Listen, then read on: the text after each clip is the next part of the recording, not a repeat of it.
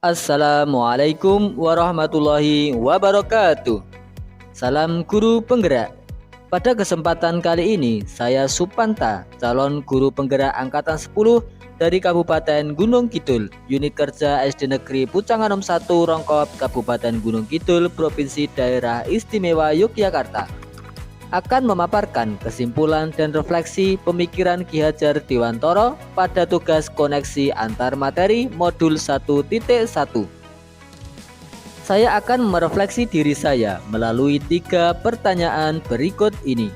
Yang pertama, apa yang saya percaya tentang murid dan pembelajaran di kelas sebelum saya mempelajari modul 1.1?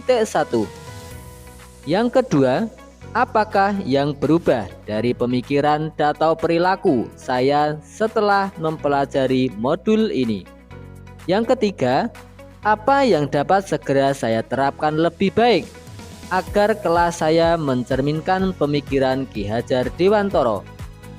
Saya percaya tentang murid dan pembelajaran di kelas sebelum saya mempelajari modul 1.1 bahwa guru mendominasi pembelajaran atau teacher center.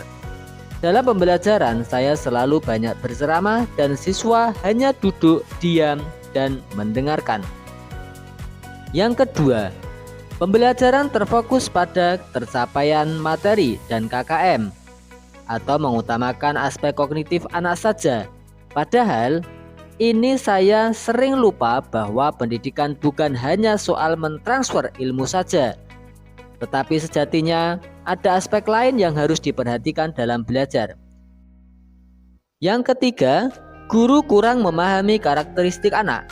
Saya cenderung menyamaratakan kemampuan anak dengan melakukan pembelajaran yang sesuai dengan zona nyaman saya tanpa memperhatikan perbedaan anak. Yang keempat, siswa pasif dan motivasi belajar rendah. Saya sering merasakan saat saya menjelaskan materi, mereka lesu dan tidak bersemangat. Kemudian, saat saya menanyakan kepada anak-anak apakah ada pertanyaan, mereka hanya diam. Yang terakhir, yang menjadi fokus utama saya adalah suasana yang tertib, tenang, dan anak-anak memahami materi. Berikut adalah gambaran bagaimana suasana kelas saya sebelum saya mempelajari modul 1.1.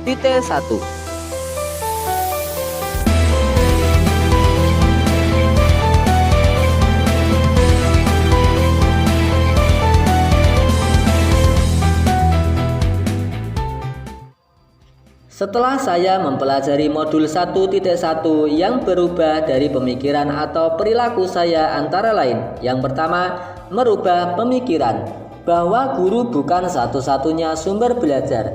Apapun yang ada di sekitar kita bisa digunakan sebagai sumber belajar. Anak-anak bebas memilih sumber apa dan dari mana yang akan mereka gunakan untuk belajar. Tugas guru adalah menuntun, mengarahkan mana yang baik dan yang tidak baik.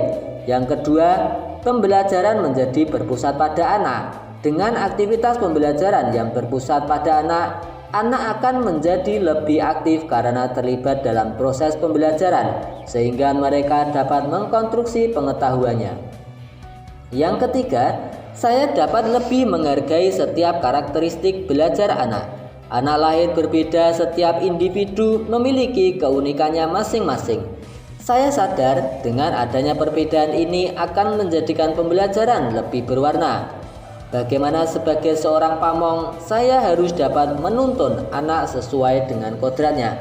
Selain itu, setelah mempelajari modul 1.1 ini juga dapat merubah perilaku saya antara lain. Yang pertama, sebagai seorang guru dapat mengemas pembelajaran secara menarik agar motivasi belajar siswa meningkat.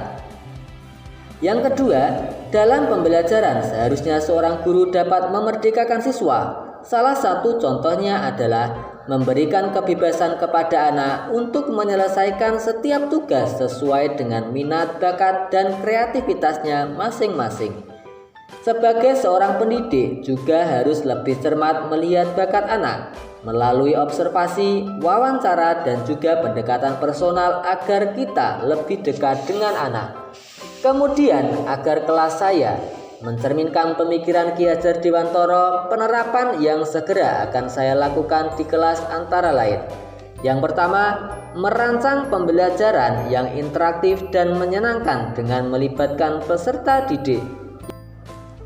Yang kedua, menerapkan pembelajaran berbasis dan lokal dengan budaya setempat. Hal ini penting untuk kita terapkan pada anak-anak saat ini, mengingat perkembangan iptek banyak sekali anak-anak yang hilang nilai-nilai budayanya. Di sini saya sebagai seorang guru berusaha memberikan penerapan materi terhadap kehidupan sehari-hari anak sesuai dengan kearifan lokal budaya setempat. Yang ketiga adalah menerapkan konsep merdeka belajar dan mengintegrasikan setiap pembelajaran dengan pencapaian profil pelajar Pancasila. Konsep merdeka belajar mengajarkan kita bagaimana seorang pendidik dapat memberikan kebebasan kepada anak untuk dapat bereksplorasi atas pengetahuannya agar mampu menghasilkan ide-ide kreatif dan inovatif dari mereka. Yang keempat, pembelajaran yang mengutamakan aspek budi pekerti. Pembiasaan-pembiasaan baik akan selalu saya teladankan kepada siswa tentang bagaimana mereka bersikap agar menjadi pribadi yang lebih baik. Yang kelima, tidak lagi menuntut tetapi menuntun. Kita sebagai guru berperan sebagai among dalam penerapannya di kelas sesuai dengan pengajaran dan pendidikan dari Ki Hajar Dewantara. Kita dapat menerapkan pola asih, asuh, dan asah.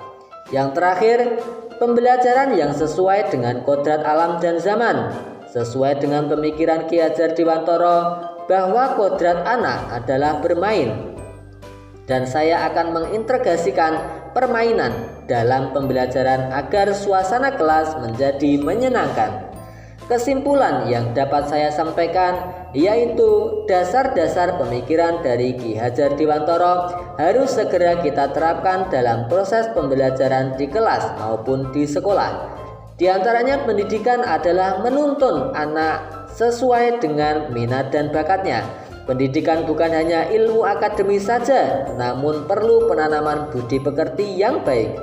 Kemudian, pendidikan sejatinya adalah berhamba pada sang anak atau pembelajaran yang berpihak pada murid. Demikianlah pemaparan saya tentang koneksi antar materi pemikiran filosofis Ki Hajar Dewantara. Salam guru penggerak. Saya Supanta dari Kabupaten Gunung Kidul, Provinsi Daerah Istimewa Yogyakarta. Mohon maaf apabila ada salah-salah kata dalam penyampaian. Salam dan bahagia dari guru penggerak, tergerak, bergerak, menggerakkan. Wabillahi taufik wal hidayah. Wassalamualaikum warahmatullahi wabarakatuh.